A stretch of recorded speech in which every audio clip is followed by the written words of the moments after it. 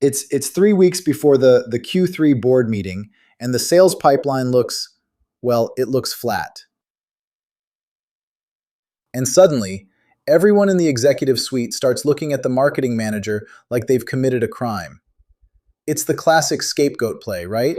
Oh, absolutely. The pipeline dips, and the immediate reflex is we need new messaging, we need new ads, let's fire the marketing person. It is the ultimate low hanging fruit for a CEO who needs to show the board they're taking action. It's a psychological band aid, really. As an organizational psychologist, I see this pattern constantly. The average tenure of a B2B marketing manager now hovers around 18 months. Think about that, 18 months! You barely have time to understand the product market fit, let alone build a scalable engine, before you're out the door. 18 months is nothing in B2B tech or industrial manufacturing, where the sales cycle itself can be 9 to 12 months. You're literally firing the person who planted the seeds before the first sprout even breaks the dirt. And what happens? The next person comes in, spends 6 months auditing the old strategy, throws out the existing agency, buys a new piece of software, and by month 12, they're facing the exact same pressure. It's a revolving door that costs companies hundreds of thousands of dollars in lost momentum. Exactly, Dafna. And the real tragedy is that we're treating a systemic issue as a personal failure. We need to stop asking, who do we blame, and start asking, what is actually broken in our operational plumbing?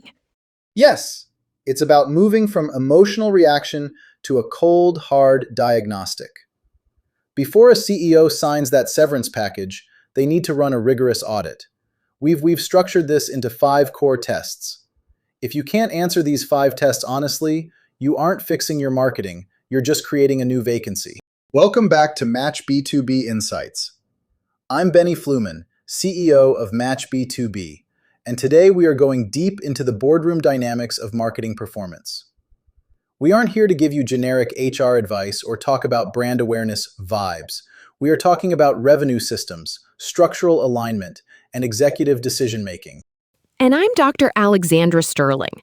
My focus is on how organizations actually behave when pressure mounts. Why do smart leaders make hasty, expensive personnel decisions?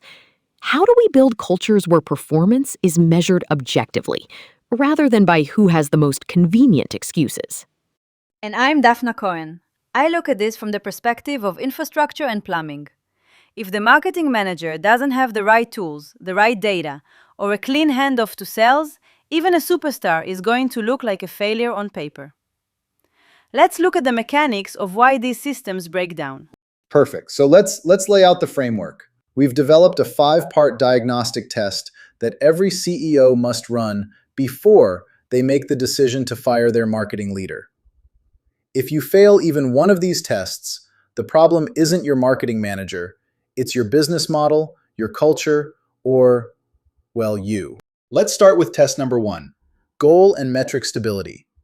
Alexandra, you see this from the leadership side. How often do the goalposts move mid-game? Constantly, Benny. It's what I call shiny object syndrome at the executive level. A CEO attends a weekend conference, hears about a new competitor doing product-led growth, and on Monday morning, the marketing manager's entire strategy is thrown out. Suddenly, we aren't chasing enterprise accounts anymore. We're trying to build a viral self-serve loop. And they expect this transition to happen in, 2 weeks? If you change the target metrics every 90 days, you have zero stability. You can't evaluate performance if the definition of success changes every time the wind blows. Right. If you agreed on a 90-day plan to build brand authority through deep dive technical content, and then 30 days in you're asking, where are the direct response demo requests? That's a leadership failure. You've broken the contract. It creates psychological paralysis. When employees realize that their goals are arbitrary and will change before they can hit them, they stop trying to build long-term value. They just focus on activity theater, showing slides of busy work to survive the next executive meeting. Which leads us directly to test number 2, The unicorn trap. This is where a company hires a single marketing manager and expects them to write the copy, run the Google ads, manage the HubSpot workflows, design the graphics, write the technical white papers, and negotiate sponsorships. It's insane. They want a strategic CMO who will also do junior level graphic design for $5,000 a month. It doesn't exist. You've hired a tactical specialist. Maybe they're great at running events or managing social media. And then you're angry because they don't know how to build a comprehensive global go-to-market pricing strategy. It's a structural misalignment. You have to match the profile to the actual stage of the company. If you need a builder who can set up the infrastructure, don't hire a pure brand strategist who is used to directing large creative agencies, and vice versa. I had a B2B SaaS client recently who fired 3 marketing managers in 2 years. When I audited the role, they were asking this person to manage 2 external agency partners, write 5 blog posts a week, optimize their paid spend, and clean up their entire CRM data. One person. The system was designed to crush whoever sat in that chair. Okay, let's move to test number 3, the CRM handoff. This is the classic marketing versus sales war zone. Dafna, what does a broken handoff look like in a typical B2B company? It's simple. Marketing works incredibly hard, spends $20,000 on a targeted LinkedIn campaign, and generates 50 high-quality intent-driven leads. They push them into the CRM, and then nothing. They sit there. The sales team doesn't follow up for 3 weeks, or when they do, they send a generic cold email that makes no sense. And then, during the sales pipeline meeting, the head of sales says, these marketing leads are completely useless. None of them are converting, right? Exactly. They're just junk. But when you look at the data, the average response time from sales was 14 days. In B2B, if you don't respond to a high-intent inquiry within 24 hours, the lead is dead. They've already moved on to a competitor. But the marketing manager is the one who gets fired because the revenue from marketing is 0. We see this all the time at MATCH B2B. We call it lead leakage. If your CRM pipelines aren't integrated, if there's no SLA, service level agreement, between marketing and sales on response times, then your marketing budget is just, you're throwing it out the window. And firing the marketing manager won't fix your lazy sales process. This brings us to test number 4, true execution authority. Did the marketing manager actually own their budget and their strategic choices, or were they micromanaged to the point of paralysis by the CEO? Oh, we've all seen the CEO as Chief Creative Officer. The type who spends 3 hours arguing about the exact shade of blue on a PDF cover page instead of focusing on market positioning. Yes, my wife doesn't like that font. Let's change it.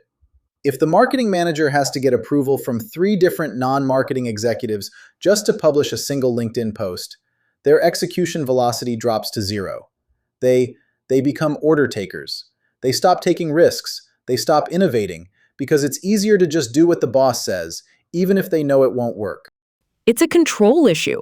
If you don't trust them with the budget and the strategy, why did you hire them? If you treat them like an assistant, don't blame them when they deliver assistant-level business results. Which leads us to the final and perhaps most critical test, test number 5, the feedback loop and the performance improvement plan, or PIP.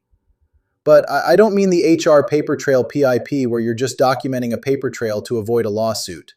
I'm talking about a high-integrity diagnostic PIP.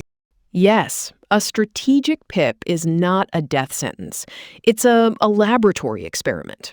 You isolate the variables. You say, okay, we agree there's a performance gap. For the next 60 days, we are going to remove all the noise. We are giving you clear, stable goals, a dedicated budget, and daily alignment. If the system is clear and you still can't execute, then we have our answer. It's about removing the excuses. If you run a high-integrity PIP and the marketing manager still can't deliver on agreed-upon realistic deliverables, then, and only then, do you know it's a capability issue. It gives the CEO absolute clarity, and frankly, it gives the employee a fair, data-driven chance. And if they fail that test, then you part ways. But you do it cleanly, you protect the systems, you document the processes, and you make sure you don't just hire the exact same profile to repeat the exact same cycle. Exactly. Before you fire, diagnose. Make sure you aren't punishing a person for a structural failure that you created. Well said, Alexandra. That's all the time we have for today's episode of Match B2B Insights. Run these 5 tests before you make your next move. Talk soon, everyone.